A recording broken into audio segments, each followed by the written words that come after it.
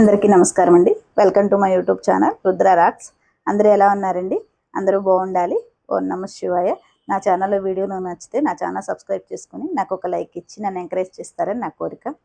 ఈరోజు మనం చికెన్ పకోడీ కొంచెం ఈజీ మెథడ్లో ఎలా చేసుకోవాలో తయారీ విధానం చూపిస్తానండి. చికెన్ పకోడీకి ఇలా మెత్తని పీసెసే తీసుకోవాలి.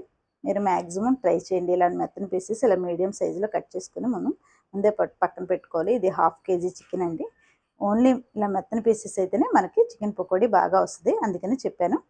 దీంట్లో యాజ్ యూజువల్గా కారం, ఉప్పు, పసుపు. ఉప్పు మాత్రం చూసి వేసుకోండి. కొంచెం ఎక్కువైతే మాత్రం టేస్ట్ చాలా తేడా వచ్చేస్తుంది, అందుకని చెప్పాను.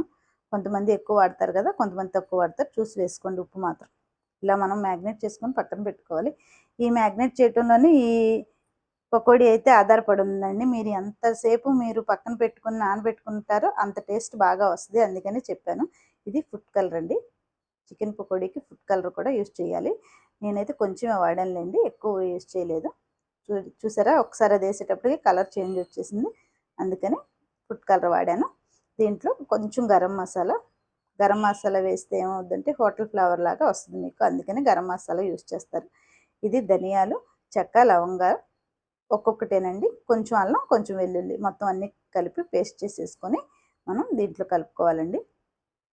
ఈ చికెన్ పకోడీ మాత్రం మీరు ఎంతసేపు దాన్ని మ్యాగ్నేట్ చేయగలరో, ఎంతసేపు మీరు కలుపుకొని పక్కన ఉంచుకోగలరో ఆ టేస్ట్ అంతా దాని మీద ఆధారపడి ఉంటుందండి. అందుకనే నేను మీకు చికెన్ పకోడీ మాత్రం కంపల్సరీ అంతసేపు ఉంచుకోవాలండి అని చెప్తుంది. మీరు ఈ తయారీ విధానం ఎగ్జాక్ట్గా మీరు ఇలానే పర్ఫెక్ట్గా చేస్తే మీరు అనుకున్న దానికన్నా టేస్ట్ ఇంకా ఎక్కువే వస్తుందండి. అలా ఒక చెక్క నిమ్మకాయ పిండుకోవాలి. మీరు ముందు కలుపుకున్నప్పుడే నిమ్మకాయ పిండేసుకోవాలి. పకోడీ వేసేటప్పుడు నిమ్మకాయ వేయకూడదండి, ముందే నిమ్మకాయ వేసుకోవాలి. అందుకనే నేను చూపించాను. ముందే నిమ్మకాయ పిండేసుకొని మనం పక్కన పెట్టుకోవాలి.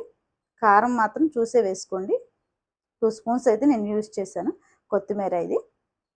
దీంట్లో నేనైతే పచ్చిమిరపకాయ కూడా వాడతానండి.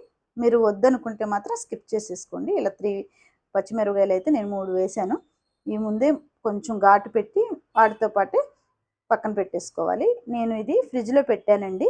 మీరు కూడా ఫ్రిడ్జ్లో పెట్టుకోవడానికి ట్రై చేయండి. ఇది ఎంతసేపు ఫ్రిడ్జ్లో ఉంటే అంత టేస్ట్ బాగా వస్తుంది, అందుకని నేను చెప్పాను. చూసారా, ఇది నేను ఈవినింగ్ తీసాను బయటికి. చక్కగా ముక్కకి ఉప్పు, కారం అన్నీ పడతాయండి. ఇది మొక్కజొన్న పిండి.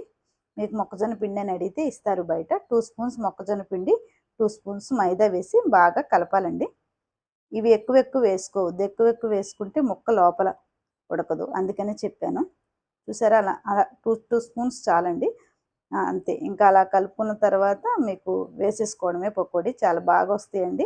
మీరు ఇలా ట్రై చేసి వేసుకున్న తర్వాత టేస్ట్ ఎలా ఉందో నాకు కామెంట్లో కూడా తెలియపరచాలి. మీరు ఎంతవరకు ఈ వీడియో చూస్తున్నారనేది కూడా నాకు కూడా ఒక ఐడియా ఉంటుంది కదండి, అందుకనే అడిగాను ఈ మాట.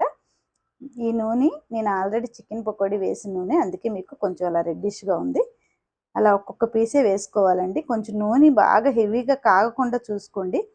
ఒక పచ్చిమిరపకాయ పకోడీ వేసేటప్పుడు ఒక పచ్చిమిరపకాయ కూడా అలా వేసుకుంటే మీకు దాని టేస్ట్ మీకు ఫ్లేవర్ తెలుస్తుంది. అలా మీడియం ఫ్లేమ్లోనే పెట్టుకోవాలి పకోడీ మాత్రం. ఎంతసేపు ఎక్కువ హైలో పెట్టుకొని మాత్రం యూజ్ చేసుకుంటే లోపల చికెన్ ఉడకదండి, అందుకని చెప్పాను. నూనె కూడా మీకు తక్కువే యూజ్ చేసుకోండి, ఎందుకంటే ఈ నూనె మళ్ళీ మనం దేనికి వాడటానికి పనికిరాదు కాబట్టి చెప్తున్నాను. నూనె కూడా బాగా ఎక్కువ ఏం అవసరం లేదండి, ఆ ముక్కలు మునిగే వరకు ఉంటే చాలు. అందుకనే మీరు ఆ 2 మినిట్స్ అవి కదిలించకుండా అలా ఉంటే మీకు బ్రహ్మాండంగా వస్తాయండి టేస్ట్. మీకు హోటల్లో కన్నా కూడా టేస్ట్ చాలా బాగా వస్తాయి.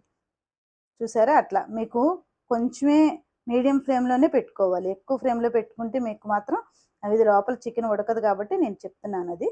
చూసారా, చికెన్ పకోడీ తయారీ విధానం ఇదేనండి. మీకు ఈ వీడియో కనుక నచ్చితే లైక్ చేయండి, షేర్ చేయండి, సబ్స్క్రైబ్ చేసుకోండి. ఈ వీడియో అంతా చూసినందుకు థ్యాంక్ యూ.